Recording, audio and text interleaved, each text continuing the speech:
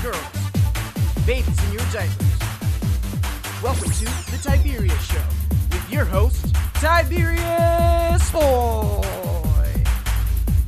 That's me, Tiberius. Today, we're going to talk about some very awesome stuff. I have a super awesome video game to talk about, a book about moving, my bone score, and we got a totally awesome guest. The one, the only, the amazing Swami! Swami is a mathematician and an expert on paper folding. Thanks for having me today, Tiberius, and I look forward to talking about a lot of things. Today, we're going to start off with the video game of the week, and this is going to be amazing! And now it's time for the video game of the week.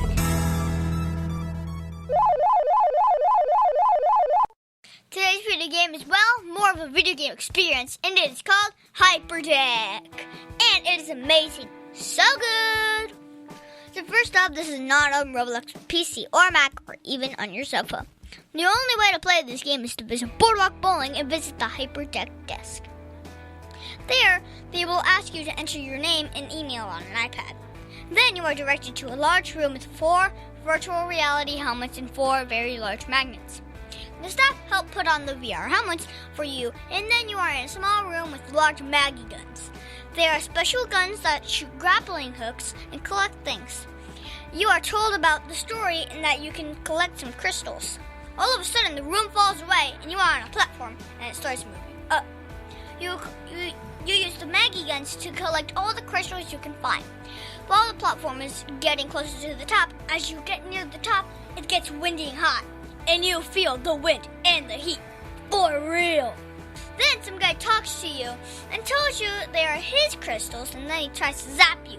It gets very hot, and the platform breaks away and starts to fall and fly away. You can then still collect crystals, but you are moving very fast and must hang on. Later, you get to a lava stream, which is very hot, and bad guys try to shoot you.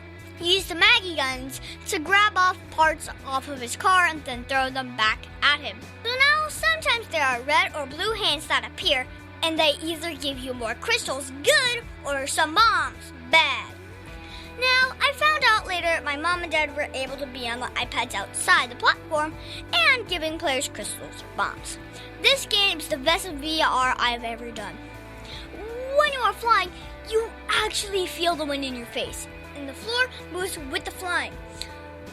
There are no scary drops, and I got over 11,000 points in the final game. I did get my mom and dad to play, and my dad did over 20,000 points, and my mom did over 10,000 points. And if you want to visit me at the bowling alley on Saturdays, I will be playing next week after league play. So I give Hyperdeck 12 out of 10 stars because this is the most fun VR I've ever tried. And well, my mom and dad love it. So this is an amazing game, and every kid in Orlando needs to go to Boardwalk Bowling to try it. And be sure to tell them that Tiberius sent you. See David Smith Law.com. You can call him at 407-801-2667. Wait, you are not Chuck. My dad can help when people get hurt. He loves to help people. If you are ever injured at work or in a car accident, you should call my friend Chuck. You can call him at 407-801-2667. The website again is cwsmithlaw.com. Offices, Orlando. Does it actually have that much W's? Over 40 years, Lighthouse Central Florida has provided education, independent life skills, and job training to thousands of Central Floridians who live with blindness or any degree of vision loss. Whether it's picking out clothes in the morning or just moving around your community and serving Orange, Seminole, and Osceola counties. Contact Lighthouse Central Florida at 407-898-2483 or visit them online at lighthousecfl.org. Now it's time for the book of the week, Amelia Bedelia on the Move. This book's written by Herman Parrish. Let me read to the back of the book. In fact, Swami, would you want you to do the honors? Sure, thanks.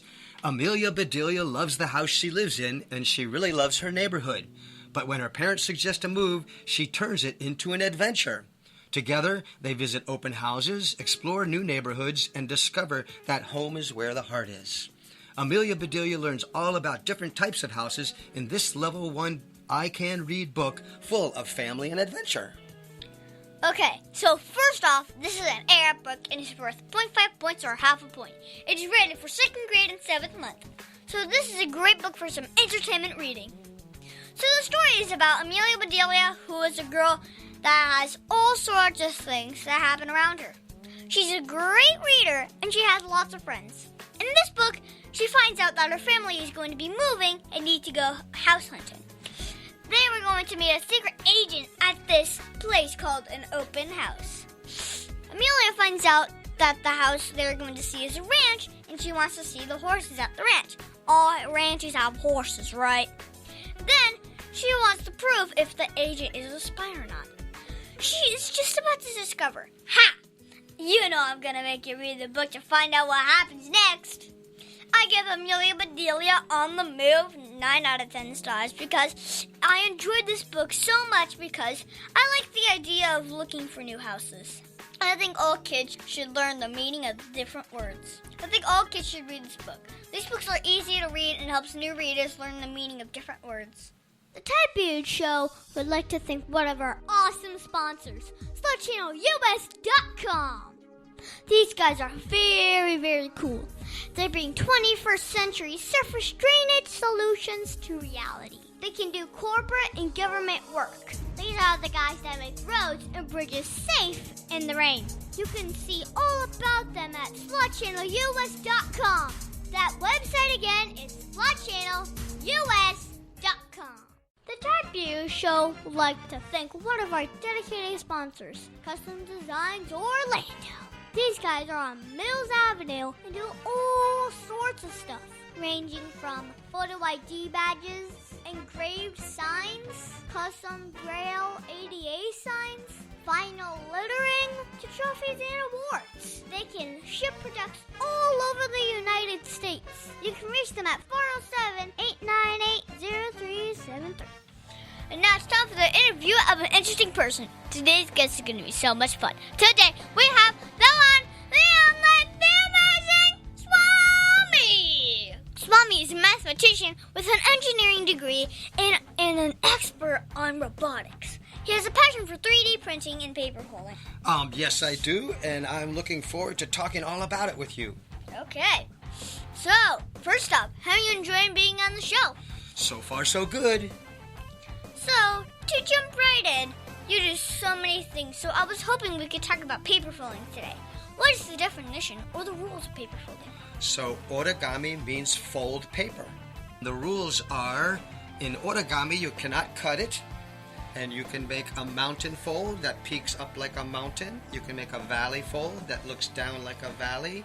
You can do a whole bunch of other kinds of folds to make the things you want to make. Wow. So, why did you get interested in paper folding? My mom showed me origami when I was your age. She was an artist, and I loved everything about origami the first time I ever saw it. Wow. So, what does math have to do with folding paper? So, math is the study of patterns, and anything that has patterns and order inside it, there's a math to describe it. So, in fact, there's a new kind of origami called computational origami, and I'm holding a picture showing a really fancy frog with all his little feet and things you normally don't get with a traditional origami. And on the right, I have a folding pattern, and a computer generates this pattern for you. Wow. So can just anyone fold paper, or do they have to go to school for it? I guess you could go to school for it, but it's something you can just pick up and start doing. Uh-huh. So what is the coolest thing you ever made with folding paper? Well, I have a couple things here on the table in front of me. One of my favorite, and the one that probably took me the longest, it was about 70 steps, this little cat, and it was about 4 hours for me to do it the first time. Wow. But I think I could probably do it in half the time or less the more times I try. Oh. I have a whole table full of stuff. I have the classic crane bird. All of the Japanese kids learn to fold this.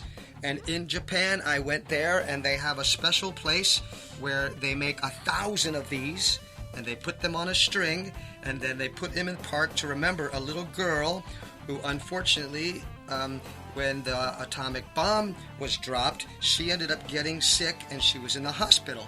So they made a monument about her, So what is the hardest part about paper folding? The hardest part of paper folding can be to fully understand the instructions. Sometimes you go and then all of a sudden it's not what you thought and you have to back up several instructions. And then eventually you get it. So tell me, why is paper folding important? That's a good question. So it's important probably because it's fun and people enjoy it, so that's important. It's also important in medicine and in satellites. So if you need to have a solar collector to get power, when you're up in space, you crunch it all up, and then when you get into space, you unfold it. It's a special origami. Or if maybe there's something wrong with your heart, they can make a little origami piece, and they put it in there, and then they expand it out, and it makes it so that your blood can flow properly in your heart again. Wow. So, if I wanted a certain item in paper folding, are you able to make it from scratch, or do you have to have a book of instructions listing the items you can make? Well, it helps to have a book of instructions, but somebody had to figure all these out at one time. They didn't have a book of instructions, so you have to learn the basics of folding and what kind of things you can fold and how they come out.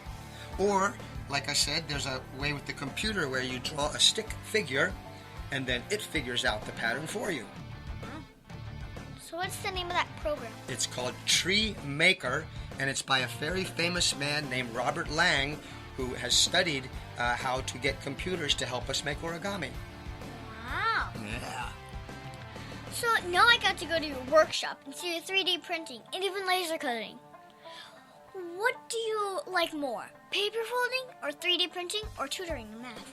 Well, that's almost impossible. That's like asking who's my favorite kid. So I'm just going to have to say all of them and more. Okay. So if our listeners want to go to be a mathematician or be an expert in paper folding, what advice would you give them? Do what you love what you do, and everything else will fall into place. Okay. What is the first job you ever had? Taking out the trash. No, really. Probably the first one I really remember was at a car wash. And it was kind of fun because it was really crazy and we worked really hard and fast, and it was a fun summer. So was there anything you learned from that job to help you be a better mathematician or paper folder? Not at all. What is the biggest mistake you ever made, and how did it change you as a person? Well, I have a funny mistake, embarrassing mistake. In high school, we had a wrestling tournament for the physical education classes, and I was really into wrestling, and I was wrestling so hard I didn't realize that my pants came down. And everybody was laughing, and I was working so hard to pin the guy, and then all of a sudden I realized my pants were down. So, I guess it taught me how to laugh at myself. Were you in your underwear? Yes, luckily I was. My teacher says that I use math every day when I grow up. Can you think of one job that would never use math? I can certainly think of a lot of jobs where you don't have to think about doing math. Many artists can make paintings and music and all kinds of things without thinking about any math. Now, there's math underlying it somewhere because, again, there's patterns in all of those things. But you can do a lot of things without having to think about or do any math. Wow. So, do you play video games? What's your favorite one? You know, I'm a kid of the pinball era. Oh, From yeah. the 60s, so I'm actually more of a pinball guy. But I remember when Space Invaders came out. Well, actually, in the 1970s, I remember when Pong came out. I was a big fan of that. Okay. What is your favorite pinball table? I would say that's Captain Fantastic with Elton John on it. Okay. So, what is Whoever that guy is. Okay, so what is your favorite book? My favorite book is The Cat in the Hat. 'Cause Okay. It's so fun. Okay. So, is there anything I should think my listeners should know about you? That's a good question. I was born during a Category 5 hurricane. What is the name of the hurricane? It was called Hurricane Donna on September 6th, 1960. And Wow. my mom's roommate had a baby girl, and they named her Donna. Okay. Now that's fun. Getting named after a hurricane? Right. Crazy! If you could teach me one thing that's really stuck, what would it be? Oh, that really stuck. I would say that things don't always work the first time, so you just have to keep trying till you get it right. Uh-huh. Just like origami. Yep, just like origami. Like when you said, if you get it wrong, gotta do lots of less instructions. Yeah. And more, less, more, less, more, less, more. You know why? Because everything I learned, I didn't know before. So you didn't even know how to make the crane? Nope. Actually, when I got the crane, somebody gave me instructions, and they were all in Japanese. So I couldn't read them. I just had to use the pictures and figure it out by messing around for a while. Okay. Can you tell me a little bit of the paper you brought? Of course. Most of the times you make origami from a square piece of paper. You don't have to, but these are square. You have some standard constant colors. Have some with some patterns on them.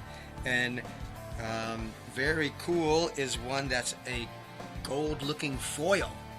It's kind of tricky to fold with, but it comes out really neat.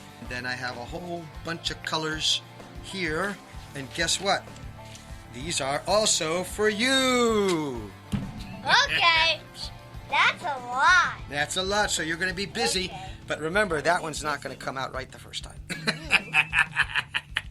So you're going to need them all. Thank you. So You're what's the one question that you think I forgot to ask you? You forgot to ask me why my name is Swami. Why is your name Swami? Well, when I had a bunch of friends at my house, I had some tarot cards and I was reading the future, just having fun. And at the end, everybody started bowing and chanting, Swami, Swami. And it just stuck, and that was almost 30 years ago. Wow, that was cool. So what does Swami mean? So I have a joke about Swami, because Swami is a very revered, important word in India from way back in Sanskrit, and Swami means master of oneself. Ooh. It also means a teacher, or maybe a very learned teacher in Hindu religion. So it would be a Hindu wise man, but I'm not a Hindu wise man. I'm an American wise guy. Thank you so much, Swami, for being my special guest. Can you stick around for Math Corners? I will indeed. Okay. Mid-State Fire has been providing top-quality fire equipment services for 3 generations to the Central Florida area. Don't wait for an emergency to repair. Call Mid-State Fire today at 407-246-8855. Get your fire extinguishers and emergency lighting for both your home and businesses by visiting www.midstatefire.com. That number again is 407-246-8855. The Tiberius Show would like to thank Boggy Creek Airboat Adventures for being one of our sponsors. I got to go on an airboat and saw a real gator. I even got to go to the gem mine and mine for some gems. We ate a steak dinner at the restaurant and even got some gator rights. If you want to have a blast with the entire family, I suggest you go to www.bcairboats.com right now. Get your tickets today. The website again is bcairboats.com. Oak Ridge Gun Range is a family-oriented shooting range that has been in business for over 30 years. They specialize in basic firearm training and offer numerous services such as consignments, gun trades, gunsmithing, and concealed weapon classes. I even got my training for gun safety at Oak Ridge Gun Range. Great customer service, and firearm safety is what they do best. So find out more at oakridgegunrange.com.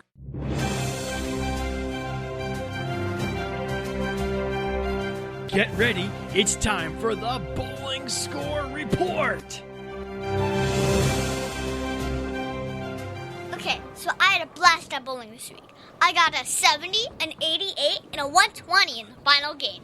I get to play with Mia, Kyle, Izzy, MJ, and Emmy. It was fun to get back into bowling. So I got to play Hyperdeck again, and I got my mom and dad to play so that I could do research for the video game of the week. So if you want to go bowling with me, be sure to jump in the new file. They got Boardwalk Bowling Saturdays at 10 a.m. in the morning, bro. And after bowling, we can play some new Hyperdeck, bruh. Tiberius' favorite subject, it's Math Corners! Thank you so much, Swami, for helping me with Math Corners. Today, we're going to talk about... Well, actually, we are going to turn the tables on you today, and instead of you teaching us something about math, I'm going to teach you and all your listeners about something amazing. So, today we're talking about Fibonacci, and I have a little paper I wrote that I'm going to refer to, and it's called Sup with Fibonacci Anyhow. And it talks all about him and his famous numbers and a bunch of other stuff. So, Fibonacci numbers are kind of simple. You just take two first numbers, 0 and 1, and you add them, and that gives you 1. And then you add that 1 to the last one, you get 2. You add that 2 to the last one, you get 3, and then 5, and then 8, and then 13, and then 21, and on and on and on. So you already know a sequence of numbers. It's the counting numbers, 1, 2, 3, 4, 5, 6, and on. And that's 1 plus 1, and then you plus 1, and then you plus 1. So there are a lot of sequences in math. This one is especially famous from Fibonacci, but there's actually more to the story about Fibonacci. Whoa. So he lived back in the 1200s in Italy, and he was a merchant. And that means he went around the world selling and buying things, and he had to keep track of money. So he ran into some people in his travels who were using different looking numerals and a different way of calculating. And he said, wow, this is really a better way. I want to tell all my friends. So he wrote a giant book about it. And everybody learned to use those numbers, and they're the ones we use today. And they're called Hindu Arabic numbers from India, and then from the Arab people that he met along his travels. So he wrote this big book, and in the book he had a lot of problems, text problems, so that people could learn. And one problem has the Fibonacci sequence in it. So it really wasn't a big deal for him. It was just one problem in a big book, but it's a really big deal to a lot of people these days. So how does it work? I have a picture here, and this problem has to do with sort of very special, almost magical rabbits. And so you want to find out how many pairs of babies the rabbits have. And the way it goes, you might have to look at this a few times to get it, but I have it for you here. So a pair of rabbits have a baby girl and a baby boy. And then it takes a month for them to start having babies, and then another month they have a baby boy and a baby girl. And this goes on forever and ever, and each time you get more and more pairs of rabbits. And it turns out 1, 1, 2, 3, 5, 8, 13, and on and on. So that's where the Fibonacci sequence comes from. Wow. In fact, though, the Indians from India way long ago, maybe over 1,000 years before, they had already stumbled onto it in some of their music. So that's a thing in math. Sometimes somebody gets famous for it, but somebody else maybe actually discovered it earlier. So, have you ever heard of a number called the golden ratio? Yes, I have. You have? Do you remember what the number is? I'm covering it up now. It's 1.618 and on and on and on and on, and it never ends and it never repeats. So it's just like... how many digits of pi do you know? 6.1.159. That's pretty good. 29. That's pretty good. I think somebody has memorized over 10,000 digits. But they call this golden ratio phi because pi was already taken. And that's a Greek letter. So I have a picture here of a very famous spiral that's based on this. And I can show you how to make it. But the cool thing, earlier you asked me which I liked better, and it included 3D printing. So I 3D printed a spiral, and this looks a lot like a seashell you would find by the ocean, called a nautilus seashell. Wow. And a lot of people will tell you that the nautilus is a golden ratio or a Fibonacci. That's why it's golden, right? Right, but it's not true. So here's a lesson. Sometimes people hear something and they think it's true, but maybe you have to look a little closer. So it is a spiral, but it doesn't have the same number to make the spiral. So this is the true golden nautilus. and it has a really neat surprise to it. If I go like this, you can open up, and inside you can see the spiral. Like that. And I 3D printed this just the other night. And then if you're careful, you can line it up. It's got some tape on it. There. And of course, this one is for you. Yep, there you go. Wow, thank you for this awesome show. Well, it was my pleasure to make it for you. Okay. So now I get where the golden ratio is. So, you know what a ratio is? No. A ratio means one number divided by another number. Okay. That's a ratio. So it's a fraction. Okay. Right? And so this particular fraction,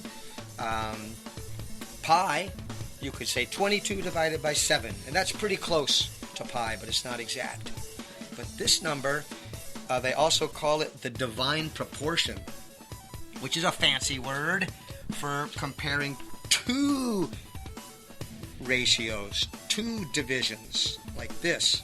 So if you take the big, long, full length and you divide it by one part of it, that's the same number as the individual parts divided by each other in a special way. Wow. So it's a really, really special connection of how that fraction gets made, and it comes out to this famous number phi, 1.6018, blah, blah, blah, blah, blah. Yeah. So, Tiberius, do you know all about the Fibonacci sequence now? Wow, I sure did. You're a great teacher. But, you know what? I don't know everything about the Fibonacci sequence. So I'm going to give you a math fun assignment. Okay. You can go Google Fibonacci and find out more cool stuff about it. Okay. Thank you so much, Swami, for your help with math. My pleasure.